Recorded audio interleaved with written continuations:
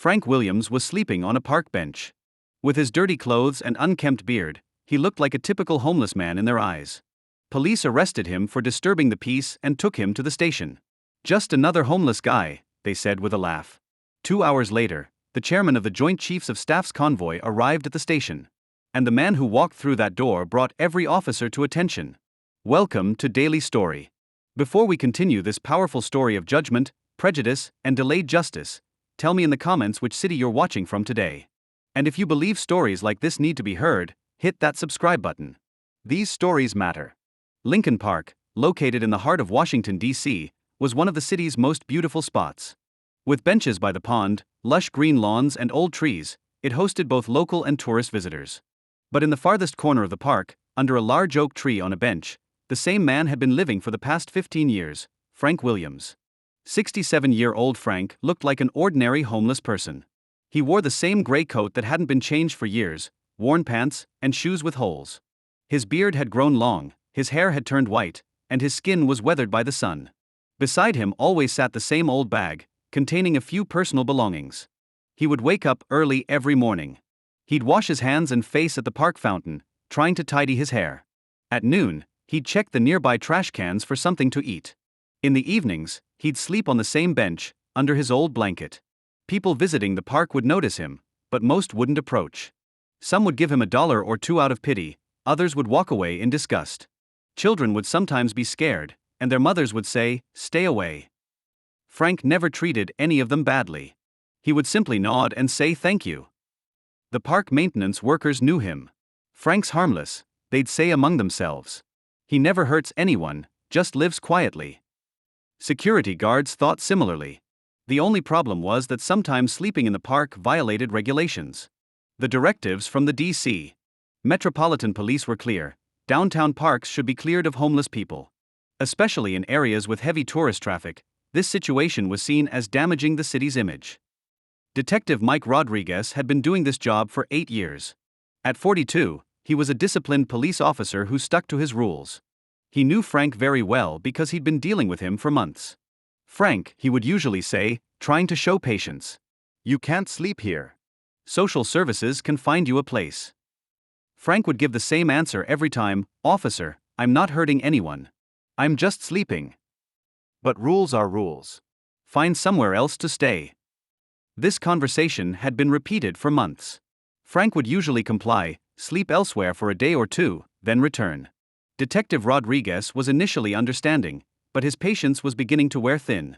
He was also under pressure from his department.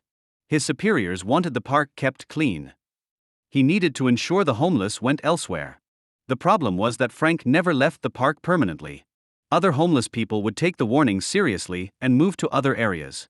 But Frank always came back to the same spot under the oak tree. Detective Rodriguez's patience test became more difficult as pressure from his chief increased. "Rodriguez," the police captain had said last week, "clean up that park. We're going to be showing the governor's guests around." Therefore, when he saw Frank that morning, Detective Rodriguez was harsher than usual. "Frank, this is my final warning. This time you're coming to the station." Frank, with his usual calm demeanor, replied, "Officer, I was just sleeping. I didn't hurt anyone." "But you're not following the rules. How many times have we told you? Where else should I go?" This question angered Detective Rodriguez even more. Because he had no answer and he knew it. But he had to do his job. "Enough," said Detective Rodriguez. "Pack your things, you're coming to the station." Frank didn't resist. He took his old bag, gathered his blanket, and quietly followed the officers. People around watched the incident, but no one intervened. As he got into the police car, Frank looked at his park one last time. He had spent 15 years under that oak tree. He had lived through every season, every weather condition there. On the way to the station, young patrol officer James asked his colleague, "Has this guy always lived here?" "For 15 years, said Detective Rodriguez. "Real stubborn." "Doesn't he have family?" "We don't know. No one ever comes, no one ever asks." James looked at Frank from behind. The old man sat quietly, his hands folded on his lap. There was sadness in his eyes, but also a strange dignity. Processing began at the Lincoln District Station. Frank's identification information was taken, and basic questions were asked. Name, Frank Williams. Age, 67. Occupation, retired. Address, no fixed address. While reviewing the file, Detective Rodriguez noticed something odd. Frank's old identification record said retired, but didn't specify from what job. Frank, he said. What did you do before? Frank hesitated. Government service. What kind of service? Military service. This answer caught Detective Rodriguez's attention. What was your rank? Frank remained silent for a long time. Then he said softly, "That's in the past, officer." 2 hours after taking Frank into custody, the station phone rang. The duty officer who answered called Detective Rodriguez with a confused expression. "Detective Rodriguez, they want to speak with you." Who? "They're calling from the Joint Chiefs of Staff." Detective Rodriguez was surprised. Why would the Joint Chiefs be calling him? He took the phone. Lincoln District Station, Detective Mike Rodriguez. The voice from the other end was official and serious. "Detective, do you have someone named Frank Williams with you?" "Yes, he's in custody." "Release him immediately. We'll be there in 30 minutes. But sir, the man is homeless. He's been violating regulations." "Detective, questions will be answered later. Please show him courtesy now and wait." The phone hung up. Detective Rodriguez couldn't understand what was happening. 30 minutes later, black vehicles stopped in front of the station. Security personnel from the first vehicle checked the area. Then an officer with insignia got out of the middle vehicle. All the police in the station were watching from the windows. They couldn't understand why such a high-ranking official was coming here. The man who entered through the door was the chairman of the Joint Chiefs of Staff, identifiable by the stars on his uniform. He was accompanied by 2 aides and a security team. Detective Rodriguez had never encountered such a high-ranking official in his life. He reflexively came to attention. "Detective Rodriguez," the general said in a calm but authoritative voice. "Where is Frank Williams?" "Sir, he's inside, in custody." The general's expression hardened. In custody? "On what grounds?" "Sleeping in a prohibited area in the park, not following regulations." The general raised his hand, cutting off his speech. Bring him out. Now. When Frank was brought out of the room, the general bowed respectfully as soon as he saw him. All the police officers in the station were shocked. General, the chairman said, I apologize. This situation is unacceptable. Frank stood before the general. His posture had changed. He was no longer a homeless man, but had assumed a commander's stance. Chairman, he said in a calm voice. No problem. These officers were doing their job. The general turned to Detective Rodriguez. Officer, this man is one of the most valuable commanders of the United States of America. General Frank Williams served this country for 45 years. Detective Rodriguez's legs gave out. General? That homeless man was a general? He was a brigade commander during Operation Desert Storm, continued the chairman. He led operations against terrorism in the 1990s. He served in NATO missions in the 2000s. He fought on the front lines during this country's most critical moments. Frank, now General Frank Williams, didn't want the situation to escalate. Chairman, he said. Why couldn't you find me? Your search efforts were ongoing. I didn't want to trouble anyone, said General Williams. When I retired, I decided to live quietly. But why under these conditions? The quarters allocated to you, salary, benefits. General Williams took a deep breath. I lost my wife in 2008. My son is overseas, and my daughter is in another state. I didn't want to stay alone in the house. The park felt more intimate. This explanation affected everyone. A great commander had chosen to live on the streets because of his loneliness. I've been living here for 15 years, he continued. I haven't harmed anyone, haven't asked for anything from anyone. I was just seeking peace. Detective Rodriguez felt terrible about himself. General, he said, trembling. I didn't know. If I had known. General Williams put his hand on his shoulder. Officer, you did your job. You did nothing wrong. But we treated you badly. We arrested you. There are rules, you followed those rules. This is normal. The chairman intervened. Detective General Williams's situation is now our responsibility. We will ensure he lives under appropriate conditions. General Williams objected. I'm happy in that park. I want to stay there. General, this is unacceptable. A hero like you cannot live on the streets.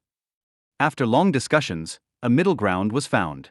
General Williams could visit the park if he wanted, but would stay in a suitable place at night. An urgent directive came from the D.C.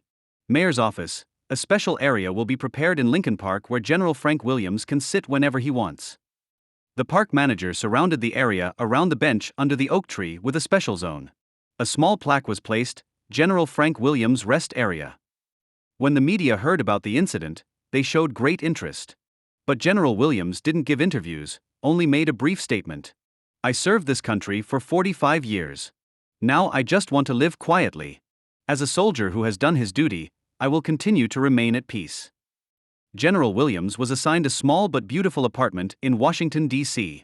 But he continued to visit the park every day. He was no longer known as Homeless Frank, but as General Frank Williams. Park visitors began showing him respect. Young people came to listen to his stories. Students from military academies visited him. Detective Rodriguez formed a special bond with the general. He visited the park every week, checking on his well-being. "General," he said one day, "I'm still ashamed of how we treated you that day." "Mike," said the general, "you just did your job. The law is the same for everyone in this country. Rank doesn't matter." General Williams's story had a huge impact on society. The hashtag General Frank Williams became trending on social media. People began treating the homeless more sensitively. The D.C. Mayor's office launched new projects for the homeless. A "No One Should Stay on the Streets" campaign was organized. General Williams watched these developments with satisfaction. "Maybe what I experienced will benefit others," he would say. The park was now a different place. Not just a recreation area, but a symbol of respect and understanding. As months passed, General Williams's health began to deteriorate. He had reached 82 and was tired. But he continued to visit his park every day. One day, a young police officer approached him in the park. "General," he said, "I'm Detective Rodriguez's son. My father always talked about his respect for you." General Williams smiled. "Your father is a good police officer. He does his job properly." "General, may I ask you a question?" "Of course, son." "Why did you live on the streets for 15 years? You were a general, a hero." General Williams took a deep breath.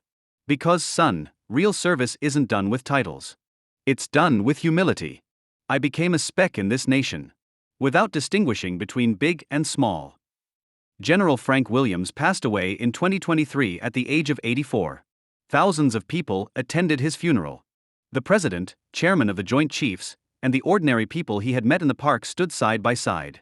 These words were written on his gravestone. General Frank Williams, 1939 to 2023, served the nation for 45 years, lived among the people for 15 years, will be remembered for his humility. A monument was erected under the oak tree in Lincoln Park. The inscription read, "Greatness lies not in rank, but in humility." General Frank Williams, 1939 to 2023 inch. Detective Rodriguez, after retiring, visits this monument every Veterans Day. "He taught me a great lesson," he says. "He taught me how to treat people." You might ask if this story is real, but we don't know. But what we do know is this: around us, there are heroes we cannot see. Maybe your neighbor, maybe the man sitting next to you on the bus, maybe the elderly lady at the grocery store. They all have a story. So, have you ever encountered someone like this? Someone who appeared ordinary but had an extraordinary past? Share your story in the comments. Tell us which city you're watching from. If this story added something to your life, subscribe and support this channel. Because at Daily Story, we give voice to forgotten heroes. See you in the next story. And remember, sometimes the greatest heroes are hidden in the most ordinary disguises.